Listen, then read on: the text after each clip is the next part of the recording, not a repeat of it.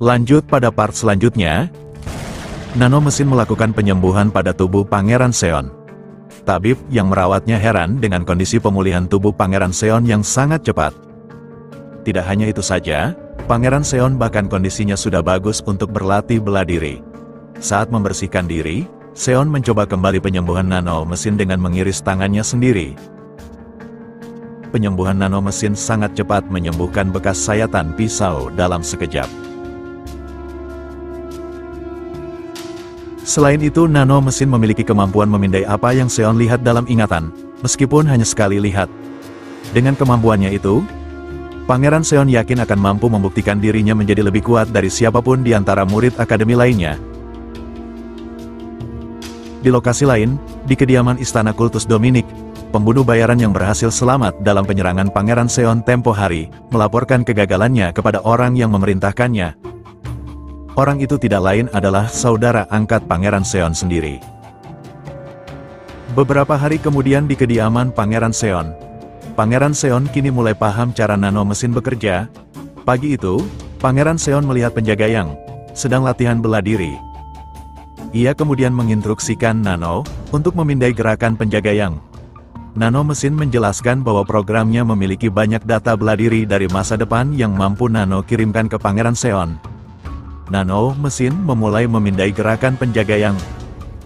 Nano mesin mulai mentransfer data ke otak pengguna.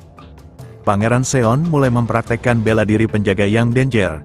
Gerakan demi gerakan bisa Seon lakukan. Namun tetap saja fisik Pangeran Seon belum bisa mengimbangi teknik yang ia transfer ke otak. Nano lantas menganjurkan untuk mentransferkan kemampuan otot kepada Pangeran Seon, agar mampu menyeimbangkan bela diri yang ia serap. Pemindaian otot selesai, efeknya, tubuh Pangeran Seon seketika menjadi ambruk tak sadarkan diri. Pengawal Yang mendengar di dapur seketika kaget dan menemui Pangeran Seon. Ia melihat bekas kaki dari latihan Pangeran Seon. Penjaga Yang sangat senang melihat perkembangan dari Pangeran Seon. Ketika Pangeran Seon terbangun, ia mulai merasa kondisinya sangat berbeda.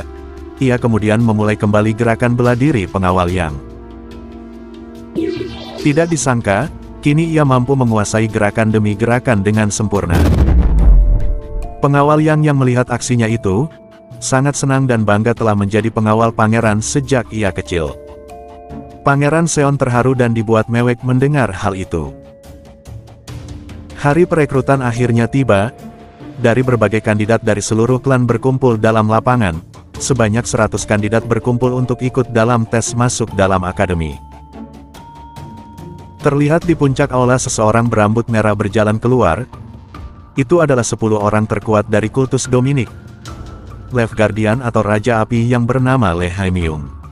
Tidak hanya itu saja, ke-6 pangeran dari tiap klan utama Kultus Dominik atau saudara-saudara tiri Pangeran Seon hadir dalam seleksi. Di antaranya, klan Gelap, klan Pedang, klan Musim Semi, klan Racun, klan Bilah dan klan Suara.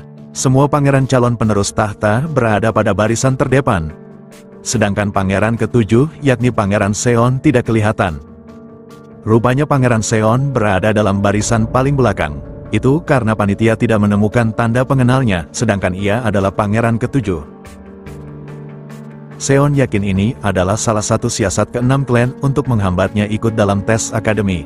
Seon menjadi semakin yakin akan membuat para klan lainnya akan mengakui dirinya yang menganggapnya pangeran haram. Pangeran Seon yang berada di belakang mendengar dirinya dikucilkan oleh kandidat yang lainnya. Seon yang mendengar itu mengabaikan semua cemooh itu. Tidak lama Raja Lord Kultus Dominik akhirnya muncul, diikuti oleh para pengawal setianya. Lord Dominik merupakan satu dari 5 orang terkuat di Murim. Lord Cheon Yuyong, atau tepatnya ayah dari Pangeran Seon.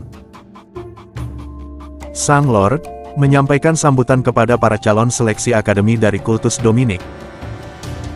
Bahkan hanya menyampaikan sambutan, spirit dari kekuatan Neigong milik Sang Lord dapat dirasakan seluruh peserta seleksi. Lev Guardian menyampaikan, akademi akan berlangsung selama 4 tahun dengan 6 tahapan. Setiap tahapan akan ada 1 tes dan hanya diberikan 1 kali kesempatan untuk tesnya.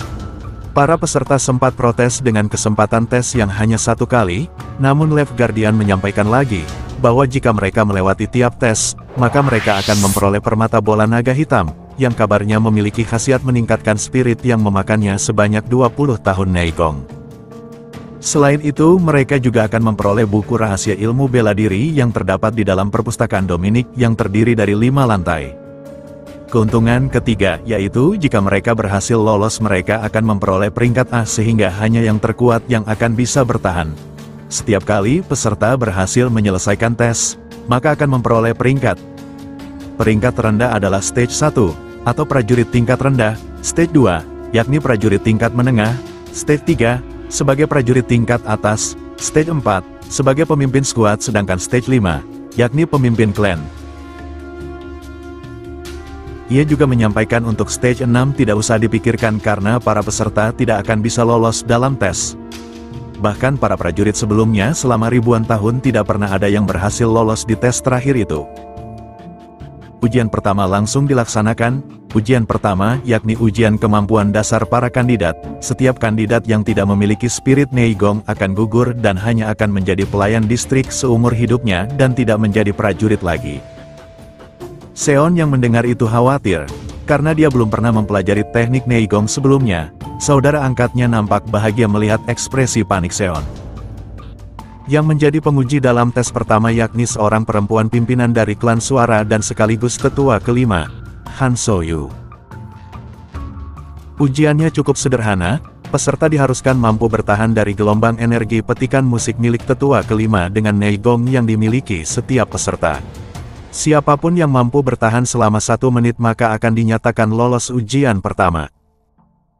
Ujian dimulai, energi dari musik yang dimainkan tetua kelima itu, mulai memasuki tubuh tiap peserta.